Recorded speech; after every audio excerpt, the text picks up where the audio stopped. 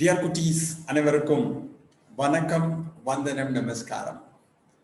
Organisms and population, அதில் population concept போகிறோம். முன்னாடி மக்கள் தொகை அப்படின்னு சொல்லுவா, இப்போ ஒரு இனக்கூட்டம்னு சொல்கிறா. எல்லாம் ஒன்று தான். ஸோ அது பாப்புலேஷன் என்ன வரும் அப்படின்னா, குரூப் ஆஃப் சிமிலர் இண்டிவிஜுவல்ஸ், அமைப்பொத்த உயிரினங்கள், living in a geographical area, ஒரு குறிப்பிட்ட நிலப்பரப்பிலே இவர்கள் வாழ்வார்கள். ஷேரிங் சிமிலர் ரிசோர்சஸ், ஒரே மாதிரியான பொருட்களை அவர்கள் பகிர்ந்து கொள்வார்கள். அண்ட் கேப்பபிள் ஆஃப் இன்டர்பிரீடிங், தங்களுக்குள்ளே கூடி இனப்பெருக்கம் செய்வார்கள். அண்ட் தே ப்ரொடியூஸ் ஆஃப்ஸ்பிரிங், சந்ததிகளை உருவாக்குவார்கள். அப்போ பாப்புலேஷன், the ஸ்பீஷீஸ்க்கு வர டெஃபினேஷன் மாதிரி தான். It's a group of similar individuals, அமைப்பொத்த உயிரினங்கள் இவை. Living in a geographical area, ஒரு குறிப்பிட்ட நிலப்பரப்பிலே வாழ்ந்து கொண்டிருப்பார்கள். ஷேரிங் சிமிலர் ரிசோர்சஸ், ஒரே வகையான பொருட்களை பகிர்ந்து கொள்வார்கள். உணவாக இருக்கட்டும், இருப்பிடமாக இருக்கட்டும், உடையாக இருக்கட்டும், ஒரே மாதிரி இது பண்ணுவாங்க. அண்ட் கேப்பபிள் ஆஃப் இன்டர்பிரீடிங், தங்களுக்குள்ளே கூடி இனப்பெருக்கம் செய்வார்கள். அண்ட் தே ப்ரொடியூஸ் நியூ ஆஃப்ஸ்பிரிங்ஸ், புதிய சந்ததிகளை உருவாக்குவார்கள். ஸோ அது மாதிரி இருந்தா அந்த குரூப் ஆஃப் ஆர்கானிசம் அவளை என்னன்னு சொல்லுவா, அதுதான் இனக்கூட்டம்னு சொல்லியிருக்கா. மக்கள் தொகைன்னு சொல்லுவா, இனக்கூட்டம்னு சொல்லலாம். மக்கள் தொகைங்கிறது ஜென்ரலா நம்ம சொல்றோம். இனக்கூட்டம்னு சொல்றப்ப மனுஷா மட்டும் இல்லை, பிற உயிரினங்களும் இருக்கின்றன. ஸோ அதான் முக்கியமா ஞாபகம். இன்டர்பிரீடிங் அப்படின்னா புது ஆஃப்ஸ்பிரிங்கை ப்ரொடியூஸ் பண்ணக்கூடிய ஒரு ப்ராசஸ். நம்ம இந்த இன்டர்பிரீடிங்கிற வார்த்தையை ஒன்று கூட்டுதல், இனப்பெருக்கம் செய்தல், செக்ஷுவல் ரீப்ரொடக்ஷனை மட்டும்தான் முன்னாடி சொல்லுவோம். பாலினப்பெருக்கம் மட்டும்தான் வரும். அது பாலினப்பெருக்கம் மட்டும் கிடையாது. லோவர் ஆர்கானிசத்துல என்ன இருக்கு? செக்ஷுவல் ரீப்ரொடக்ஷன், பாலிலா இனப்பெருக்கமும் காணப்படுகிறது. அதனால எக்காலஜியை பொறுத்தவரை, சூழ்நிலை மண்டலத்தை பொறுத்தவரை, நம்ம ஹையர் ஆர்கானிசத்தை மட்டும் எடுத்துக்க போறதில்லை, கணக்கில் கொள்வதில்லை.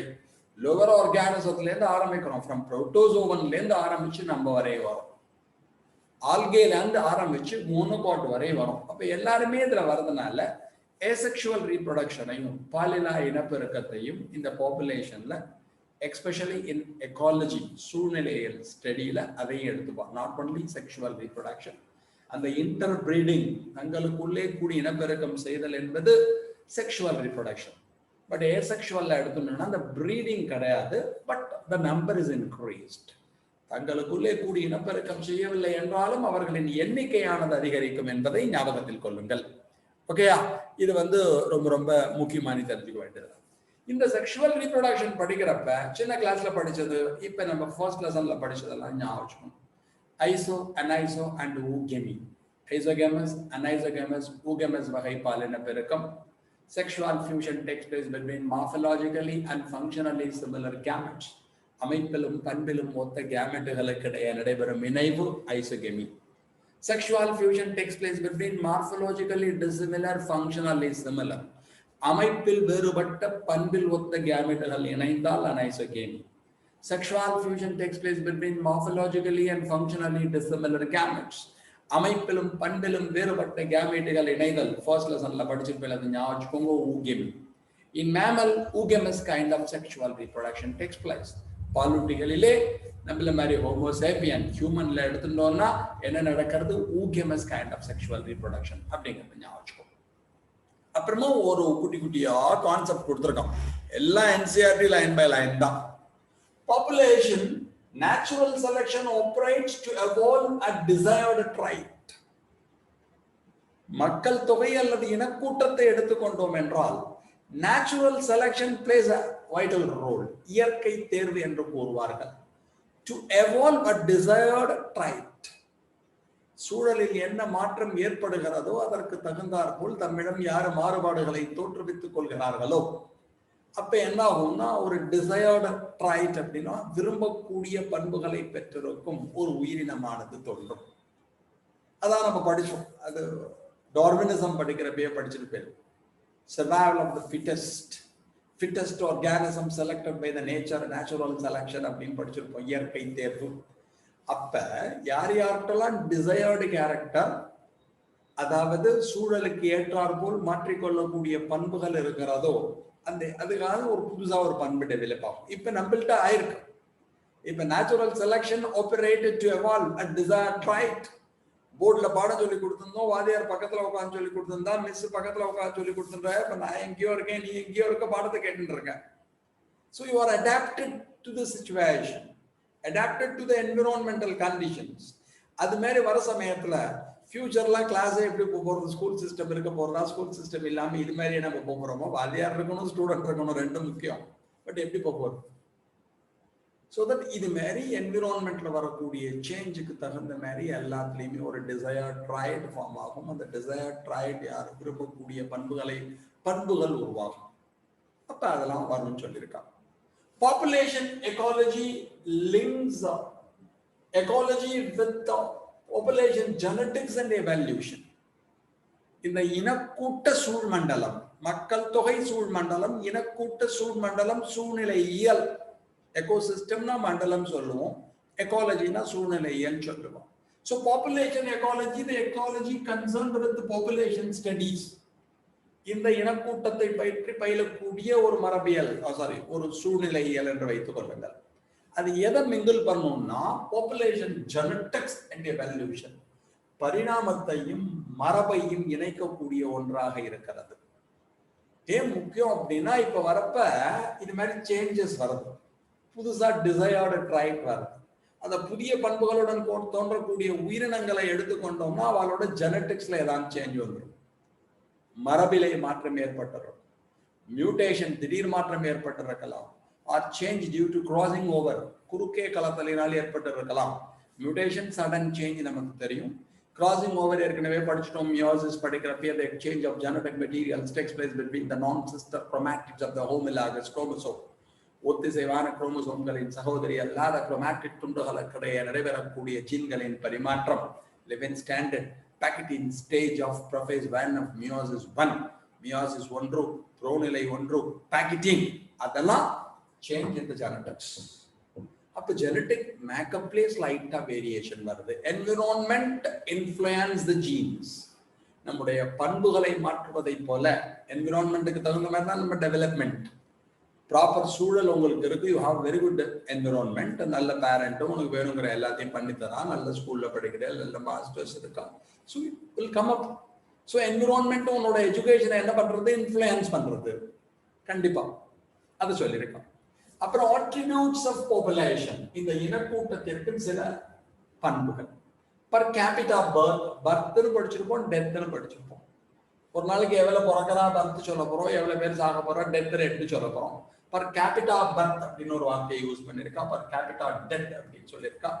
அதை தவிர செக்ஸ் ரேஷியோ, செக்ஸ் ரேஷியோ அப்படிங்கிறது the ratio of number of males to females in a population. ஒரு பாப்புலேஷன்ல எவ்வளவு ஆண்கள் இருக்கிறார்கள், எவ்வளவு பெண்கள் இருக்கிறார்கள், இந்த number it should be maintained properly.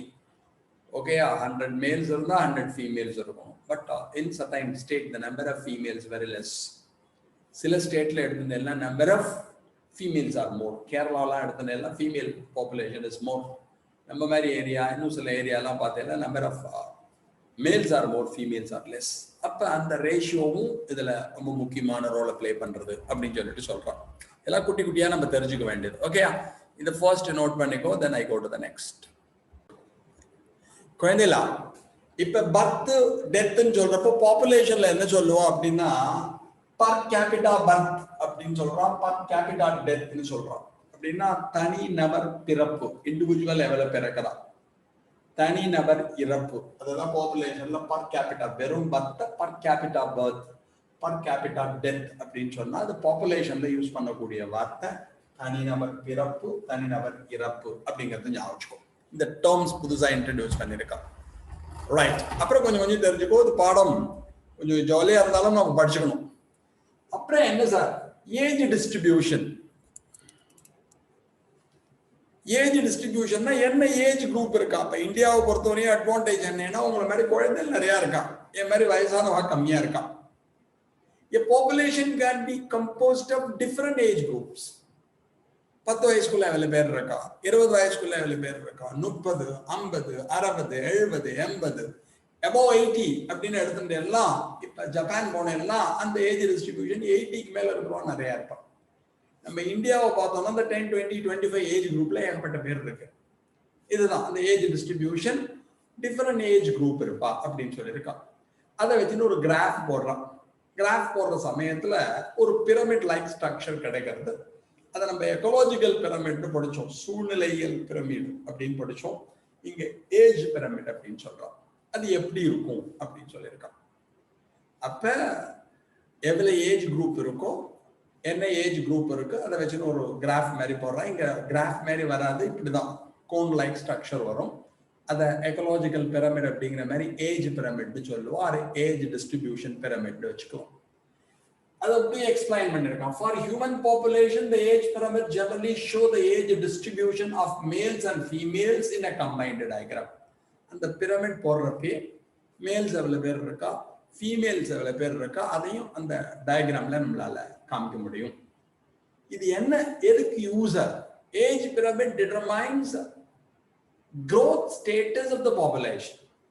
அந்த பிரமிட் இருக்கிறப்ப என்ன அட்வான்டேஜ் அப்படின்னா, அது growth rate எப்படி இருக்கு, வளர்ச்சி விகிதமானது எவ்வாறு காணப்படுகிறது, என்ன ஸ்டேட்டஸ்ல இருக்கு. if it is growing, expanding இருக்கா. இதுல எப்ப எக்ஸ்பேண்டிங்கா இருக்கும் அப்படின்னா ப்ரீ ரீப்ரொடக்டிவ் ஏஜ் குரூப், இனப்பெருக்கத்திற்கு முன்பாக இருக்கக்கூடிய நிலையில் நிறைய பேர் இருந்தாலும் வச்சுக்கோங்களேன், it can expand like anything. ஏன்னா ரீப்ரொடக்டிவ் ஸ்டேஜ் வர சமயத்துல நிறைய குழந்தைகள் ஃபார்ம் ஆகிறப்போ பாப்புலேஷன் எக்ஸ்ப்ளோஷன், பாப்புலேஷன் பாம், மக்கள் தொகையானது பயங்கரமா அதிகரிப்பதற்கான சாத்தியக்கூறு அதிகம். ரீப்ரொடக்டிவ் குரூப் எடுத்துட்டு வச்சுக்கோங்களேன், இதை பொறுத்தவரை என்ன இருக்கும், ஸ்டேபிள். இப்போ ஃபார் எக்ஸாம்பிள் இந்த 25 to 30 to 40 ஏஜ் குரூப்ல 25 to 40 ஏஜ் குரூப்ல நிறைய பேர் இருந்தாலும் வச்சுக்கோங்களேன், அப்ப பாப்புலேஷன் உங்களுக்கு இன்க்ரீஸ் ஆனாலும் ரொம்ப ஃபாஸ்டா இன்க்ரீஸ் ஆகிறதுக்கான பாசிபிலிட்டி இல்லை, நிலையாக இருப்பதற்கு உதவும். ஒரு பாப்புலேஷன் எடுத்துக்கிறது, ஏன் மாதிரி ஏஜ்டு ஃபெலோஸ் நிறைய இருக்கான்னு வச்சுக்கோங்க, post reproductive age group above 50, above 60 நிறைய பேர் இருந்தாலும் வச்சுக்கோங்களேன். அதுக்கப்புறம் ஒரு பாப்புலேஷன்ல அவளோட நம்பர் ஜாஸ்தியா இருக்கிறப்ப அதுக்கப்புறம் அவளை ஃபெர்டைல் ஆஃப்ஸ்பிரிங்கை ப்ரொடியூஸ் பண்றதுக்கான பாசிபிலிட்டி இல்லை, புதிய குழந்தைகளை உருவாவதற்கான சாத்தியக்கூறுகள் இங்க ரொம்ப கம்மியா இருக்கும். அதனால என்ன ஆகும், population going to decrease, decline, குறையக்கூடிய நிலைமைக்கு வரும். அப்ப இந்த கிராஃப்ல என்ன ரொம்ப முக்கியம் அப்படின்னா, it is based on the number of individuals in pre reproductive, reproductive and post reproductive age group. இனப்பெருக்கத்திற்கு முந்தைய நிலையில் எவ்வளவு பேர் இருக்கிறார்கள், இனப்பெருக்கம் செய்யக்கூடிய நிலையில் எவ்வளவு பேர் இருக்கிறார்கள், இனப்பெருக்கம் செய்யும் திறனற்ற நிலையில் எவ்வளவு பேர் காணப்படுகிறார்கள், இதை வச்சுட்டுதான் இந்த பிரமிட் இருக்கும்.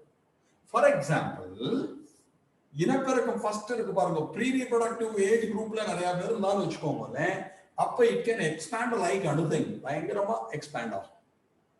ஏன்னா பாப்புலேஷன் நிறைய வரதுக்கான பாசிபிலிட்டி இருக்கு, குழந்தைகள் நிறைய பிறக்கிறதுக்கான பாசிபிலிட்டி இருக்கு.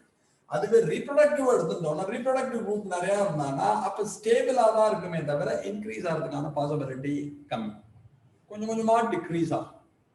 ஆனால் போஸ்ட் ரீப்ரொடக்டிவ் இனப்பெருக்கம் திறன் முடிந்தவர்கள் நிறைய பேர் இருந்தாங்கன்னு வச்சுக்கோங்களேன், திறனற்றவர்கள் நிறைய பேர், அவர் ஏஜ்டு பீப்புள் நிறைய பேர் இருக்காங்க அப்படின்னா புதிதாக எண்ணிக்கை அதிகரிப்பதற்கு சாத்தியக்கூறு, இந்த number is not increased, so டிக்ளைனிங்கா இருக்கும், கொஞ்சம் கொஞ்சமா குறையும். புக்ல அதுக்கு டயக்ராமேட்டிக் ரெப்ரசன்டேஷன் கொடுத்துருக்கு, அதை பார்த்தோம். ஸோ இது ரொம்ப முக்கியம்.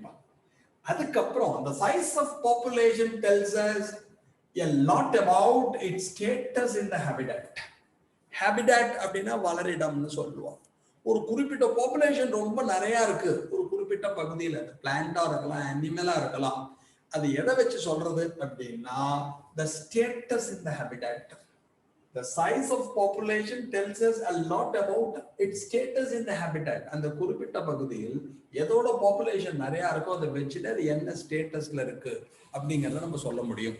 அப்ப இதை வச்சுட்டு யார் நிறைய இருக்கா, எந்த குரூப் நிறைய இருக்காலோ அதை வச்சுட்டு நம்ம பின்னாடி ஃபியூச்சர்ல என்ன ஸ்டேட்டஸ்ல அது இருக்க முடியும் ஹேபிடாட்ல அப்படிங்கறத நம்ம தெரிஞ்சுக்கலாம்.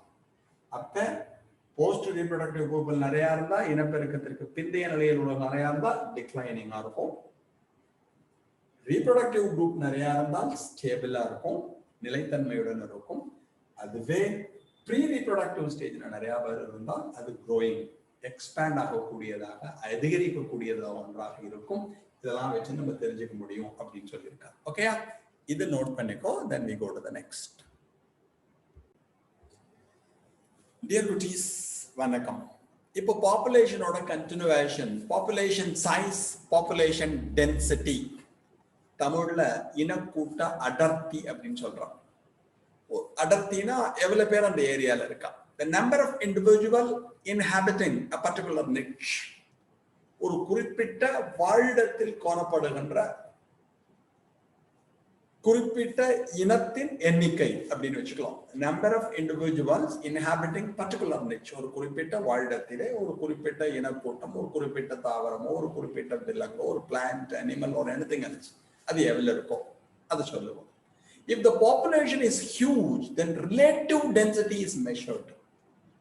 ரொம்ப நிறைய இருக்கு இந்த பாப்புலேஷன் இருக்குன்னு வச்சுக்கோயே, அப்ப என்ன பண்ணுவாங்கன்னா ரிலேட்டிவ் டென்சிட்டி, அதை இனக்கூட்டத்திலே ஒரு குறிப்பிட்டதை மட்டும் எடுத்துப்பான். ஒரு கிராஸ் லேண்டுக்கு போறேன்னு வச்சுக்கோ, கிராஸ் லேண்ட்ல எவ்வளவு கிராஸ் செடி இருக்குன்னு நம்மளால கவுண்ட் பண்ண முடியாது. புல்வெளினா ஏகப்பட்ட செடி இருக்கும், ஏகப்பட்ட கிராஸஸ் இருக்கும். அதோட நம்பரை கவுண்ட் பண்ணணும் அப்படின்னா அத்தனையும் நம்மளால கவுண்ட் பண்ண முடியாது. அதாவது சின்னதா ஒரு பிளாட் மாதிரி போட்டுப்போம், அந்த பிளாட்ல எவ்வளவு பிளான்ட் இருக்குன்னு கவுண்ட் பண்ணுவோம். அப்ப இங்க இவ்வளவு இருந்தால் இவ்வளவு பெரிய ஏரியால எவ்வளவு இருக்கும், அந்த மேட்ரிக்ஸ் அப்ளை பண்ண போறோம். ஸோ அது மாதிரி லார்ஜ் பாப்புலேஷன், ஒரு ஃபார் எக்ஸாம்பிள் ஒரு பெரிய லேக்குக்கு போறோம், அதுல இருக்க ஃபிஷ் எல்லாம் நீ கவுண்ட் பண்ண முடியாது. எவ்வளவு ஃபிஷ் இருக்குன்னு எப்படி கவுண்ட் பண்ணணும்? ஃபிஷ் கூட கவுண்ட் பண்றோம்னு வச்சுக்கோ. இப்போ ஃபைட்டோ பிளாங்க்டானா நீ கவுண்ட் பண்ணணும்னு ஆசைப்படுறேன், ஜூ பிளாங்க்டானா கவுண்ட் பண்ணணும்னு ஆசைப்படுறேன். அப்ப எல்லாத்துக்கும் பண்ண முடியாது. ஒரு சின்ன சைஸ் ஏரியால போடுவான், அதை வச்சுட்டு தே கம்பேர், இவ்வளவு பெரிய ஸ்கேல்ல எவ்வளவு இருக்கலாம் அப்படின்னு சொல்லியிருக்கான். அதே மாதிரி சில இதெல்லாம் நம்ம நம்பரை வச்சே கவுண்ட் பண்ண மாட்டோம். இப்போ டைகர், இதெல்லாம் என்சிஆர்டி புக்ல கொடுத்துருக்கோம். இப்போ டைகர் பாப்புலேஷன் ஒரு ஏரியால எவ்வளவு இருக்கு, ஒவ்வொரு டைகரையும் நம்மளால பிடிச்சி பார்த்து கவுண்ட் பண்ண முடியுமா?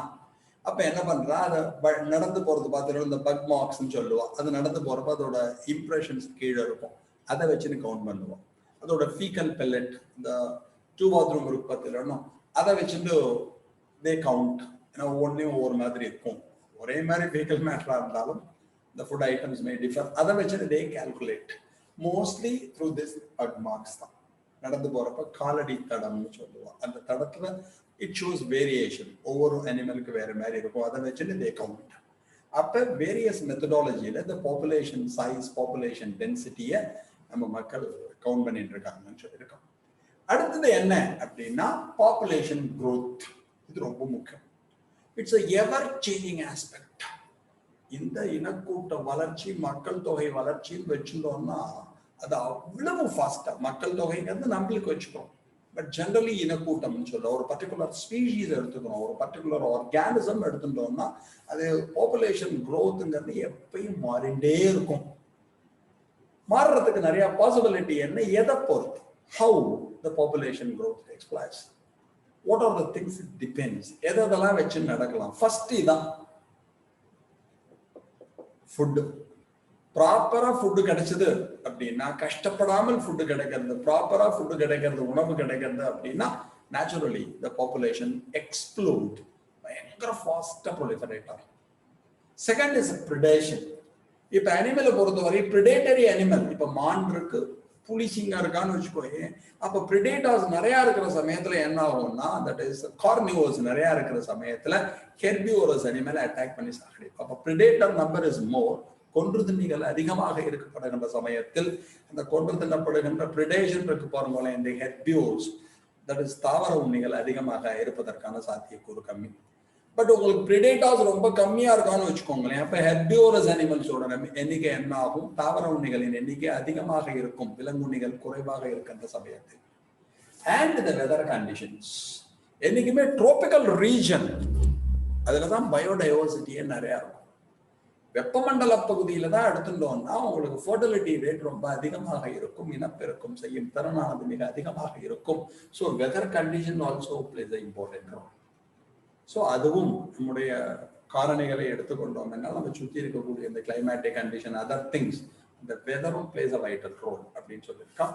இதெல்லாம் புக்ல குட்டி குட்டியா கொடுத்துருக்கான். reasons for increase or decrease in population. ஒரு ஏரியால பாப்புலேஷன் ஜாஸ்தியா இருந்து ஆர் பாப்புலேஷன் கம்மியாயிட்டே இருக்கு. அது யாரெல்லாம் இருக்கா? இப்ப ஜப்பான்ல கம்மியாயிட்டே இருக்கு, நம்ம ஊர்லயும் சைனாலையும் ஜாஸ்தியாயிட்டே இருக்கு. Can explore like another. இதெல்லாம் எதெல்லாம் பேசிஸா வச்சிருக்கு அப்படின்னு சொல்லியிருக்கா. இதெல்லாம் உனக்கு தெரிஞ்சதுதான். One is natality, the birth ரேட்னு சொல்லுவான். ஒரு குறிப்பிட்ட டைம்ல ஒரு குறிப்பிட்ட ஏரியால எவ்வளவு குழந்தைகள் பிறக்கிறா, அதுதான் நம்ம நேட்டாலிட்டி ஆர் பர்த் ரேட் அப்படின்னு சொல்லுவோம். Second is mortality R death rate. ஒரு குறிப்பிட்ட பீரியட்ல எவ்வளவு பேர் இறக்குறார்கள் குறிப்பிட்ட பகுதியில், அது ரொம்ப முக்கியம். கிவன் பீரியட்ல எவ்வளவு டெத் நடக்கிறது, இறப்பு நடைபெறுகிறது. இப்ப எனக்கெல்லாம் விவரம் தெரிஞ்சு எங்க ஃபேமிலியில ரொம்ப டெத்துங்கிறது ரொம்ப லெஸ். எல்லாருமே 80, 90 அந்த ஏஜ்ல தான் இருப்பான். எனக்கு விவரம் தெரிஞ்சு என்னோட 8th ஸ்டாண்டர்ட் படிக்கிறப்பதான் எங்க ஃபேமிலியில ஃபர்ஸ்ட் டெத்தை நாங்க பார்த்தோம். அது வரையும் டெத்தே கிடையாது. எங்க ஃபேமிலி வெரி பிக்னு உங்களுக்கு தெரியும். எங்க தாத்தாவோட கூட பிறந்தவங்க மட்டும் 16 பேர். சரி, எங்க அப்பாவோட கூட பிறந்தவங்க 16 பேர், எங்க தாத்தாவோட கூட பிறந்தவங்க 7 பேர். ஸோ த டெத் ரொம்ப இதுவா இருக்கும். அது காரணம் உனக்கு தெரியும். டெத் ரேட் ரெடியூஸ் ஆகிறதுக்கு காரணம் அட்வான்ஸ்மெண்ட் இன் மெடிசன். சயின்ஸ்ல ரொம்ப அட்வான்ஸ்மெண்ட் வந்தது. அட்வான்ஸ்மெண்ட் சயின்ஸ்னால என்ன ஆச்சுன்னா டெத் ரேட் ரொம்ப கம்மியாயிடுது. அப்ப பர்த் ரேட்டு டெத் ரேட்டு இது ரெண்டு பேசிஸா வச்சுட்டு தான் பாப்புலேஷன் இன்க்ரீஸ் ஆகுதா இல்லையா. அடுத்தது முக்கியம் இமிகிரேஷன், குடியேற்றம், உள்ளேற்றம் சொல்லுவோம். இப்ப நம்ம ஊர்லயே கம்பேர் பண்ணி பார்ப்போம். ரூரல் ஏரியால now the population is decreasing. Town ஏரியால எடுத்துட்டு த பாப்புலேஷன் இஸ் இன்க்ரீசிங். நாங்க ஒரு அபார்ட்மெண்ட்ல இருக்கோம். எங்க கிராமத்தை விட இந்த அபார்ட்மெண்ட் பெருசு இருக்கும். எங்க கிராமத்து வீடு அங்க இருக்கக்கூடிய அபார்ட்மெண்ட் மாதிரி அவ்வளவு பெரிய வீட்டுல அங்க இருக்கிறது இப்ப 4 பேர் சர்வை பண்ணிட்டு இருக்காங்க. இப்ப அங்க இருக்கிற அபார்ட்மெண்ட்ல 40 ஃபேமிலி இருக்கு. ஒவ்வொரு வீட்லயும் 4 கால்குலேட் பண்ணிருக்கோம், 160 பேர் இருக்காங்க. This is due to immigration. அப்ப இமிகிரேஷன் அப்படின்னா குடியேற்றம்னு சொல்லுவான். Number of individual of the same species come into the habitat from elsewhere. வார்த்தை என்ன கவனிச்சுக்கோ, number of individuals of the same species come into the habitat from elsewhere. எங்கேந்தோ இந்த புது ஹேபிடேட்டுக்கு ஒரு குறிப்பிட்ட உயிரினம் வருது. இப்ப மனுஷா வந்திருக்கும், ரூரல்ல இருந்து எடுத்துட்டு டவுனுக்கு வந்துருக்கும். இப்ப டவுன்ல என்ன ஆகுது, the population is increasing. Rural ஏரியால என்ன ஆகுது, population is decreasing. ஸோ எதுக்காக வரலாம், ஃபுட்டுக்காக வரலாம், ஷெல்டருக்காக வரலாம், ஜாபுக்காக வரலாம், எதுக்காக வேணாலும் நம்ம வரலாம். பட் என்ன ஆகுது, ஒரு ஏரியால பாப்புலேஷன் என்ன ஆகுது அப்படின்னா டிக்ரீஸ் ஆகுது. இன் villages the population is very much decreased. டவுன்ல என்னவா இன்க்ரீஸ் ஆகுது. இப்ப எங்க ராமலிங்க நகர் ஃபர்ஸ்ட் மெயின் ரோட்ல எவ்வளவு பாப்புலேஷன் இருப்பாலோ அதுதான் வில்லேஜ்ல மொத்த பாப்புலேஷன். ஏன்னா இங்க ஒரு 5-6 அபார்ட்மெண்ட் இருக்கு. ஒரு பெரிய அபார்ட்மெண்ட் வேற கட்டி வச்சிருக்கு. அதுலயே ஒரு 100 வீடு 200 வீடு இருக்கும் போல இருக்கு. சொல்ல முடியாது, அவ்வளவு ஃபாஸ்ட். செகண்ட் இஸ் எமிகிரேஷன், வெளியேற்றம் அல்லது குடிபெயர்ச்சி அப்படின்னு சொல்லுவோம். Left the habitat and gone elsewhere. தாங்க இருக்க பகுதியை விட்டுட்டு வேற ஒரு இடத்துக்கு போயிடலாம். இப்ப கிராமத்துல இருக்கிறவா இங்க ஓடி வந்துடுறான். ஓகேயா? அப்ப என்ன ஆகுது அப்படின்னா இது இமிகிரேஷன். நம்பர் ஆஃப் டவுனுக்கு வரா, அதுக்கு இமிகிரேஷன் பேர். கிராமத்தை விட்டு வெளில போறா, அதுக்கு எமிகிரேஷன் பேர். கிராமத்தில் வெளியேற்றம். இங்க வரப்ப என்ன ஆகுது அப்படின்னா அத வெளியேற்றம், இங்க தமிழ்ல சொல்றப்ப குடியேற்றம் அல்லது உள்ளேற்றம்னு சொல்றோம். அப்ப ரொம்ப முக்கியம், இமிகிரேஷன் எங்க நடக்கிறது அப்படின்னு சொன்னால் டவுன்ல நடக்கிறது. எமிகிரேஷன் எங்க நடக்கிறது அப்படின்னா கிராமத்துல நடக்கிறது. இல்லாட்டி நம்ம இங்க இருந்து யூஎஸ் போறோம், இங்கேருந்து ஆஸ்திரேலியா போறோம், இங்கேருந்து கனடா போறோம். அப்ப அங்கெல்லாம் என்ன வந்து பாப்புலேஷன் ஜாஸ்தி ஆகிட்டே இருக்கு. நம்ம ஊர்லயும் ஜாஸ்தி ஆகிட்டே இருக்கு, அது வேற. பட் நம்ம ஊர்ல naturally it should be reduced. இவ எல்லாருமே என்ன பண்றா, பாப்புலேஷனை கண்ட்ரோல் பண்றா. நேட்டாலிட்டி, பிறப்பு சதவிகிதம், பிறப்பு வீதம் எவ்வளவு இருக்கு. மோர்டாலிட்டி, டெத் ரேட் எவ்வளவு இருக்கு, இறப்பு எவ்வளவு இருக்கு. இமிகிரேஷன், தட் இஸ் என்ட்ரி, குடியேற்றம் எவ்வளவு இருக்கிறது. Emigration, that is they are expel அவுட்னு சொல்லுவோம் நம்ம. எமிகிரேட் அப்படின்னா வெளியேற்றம் எவ்வாறு நடைபெறுகிறது. இது எல்லாம் தான் ஒரு ஏரியால எதை கண்ட்ரோல் பண்றது, த பாப்புலேஷன் இஸ் கண்ட்ரோல்ட். இதை வச்சுட்டு ஒரு ஃபார்முலா கொடுத்துருக்கா, உங்க புக்லயே அது இருக்கும். சொல்லிட்டு இங்க வரேன் லாஸ்ட்டுக்கு. அது கொஞ்சம் பாருங்க. எஸ், இந்த இடத்துல கொஞ்சம் பாருங்க குட்டியா. இப்ப என் பாப்புலேஷன் வச்சுக்கோங்க, நம்பர் ஆஃப் இண்டிவிஜுவல்ஸ், அதாவது இனக்கூட்டம்னு வச்சுக்கோங்க. டி ஒரு பர்டிகுலர் டைம் வச்சுக்கோங்க. பாப்புலேஷன் டென்சிட்டி T+1 வச்சுக்கோங்க. அப்ப n T+1 டைம்ல என்ன இருக்குன்னு சொல்லிட்டு இஸ் ஈக்குவல் டு NT. இது B for birth rate plus I for immigration. இது பிறப்பு விகிதம். இமிகிரேஷன் அப்படின்னா குடியேற்றம்னு வச்சுக்கோங்க. then minus D for death rate, இறப்பு விகிதம் என்ன இருக்கிறது, plus E emigration, வெளியேற்றம் எவ்வாறு இருக்கிறது. இதை வச்சுட்டு தான் எதை கவுண்ட் பண்ணுவோம்னா பாப்புலேஷனை கவுண்ட் பண்ணுவோம். ஒரு ஏரியால எவ்வளவு இருக்கு அப்படின்னா பர்த் ரேட்டு, இமிகிரேஷன், உள்ளேற்றம் நடைபெறுதல். அடுத்தது எடுத்துட்டோம்னா மைனஸ் டெத் ரேட், எவ்வளவு பேர் செத்து போறா, செத்து போறது முக்கியம் இல்லை, அங்கேருந்து எவ்வளவு பேர் வெளில போறா, எமிகிரேட் ஆகிறா, எமிகிரேஷன். இது மாதிரி ஒரு ஃபார்முலா கொடுத்துருக்கோம் உங்க புக்ல, இதையும் கொஞ்சம் பார்த்து வச்சுக்கோங்க. ஓகேயா? Thanks a lot for hearing. Thank you very much. Thank you.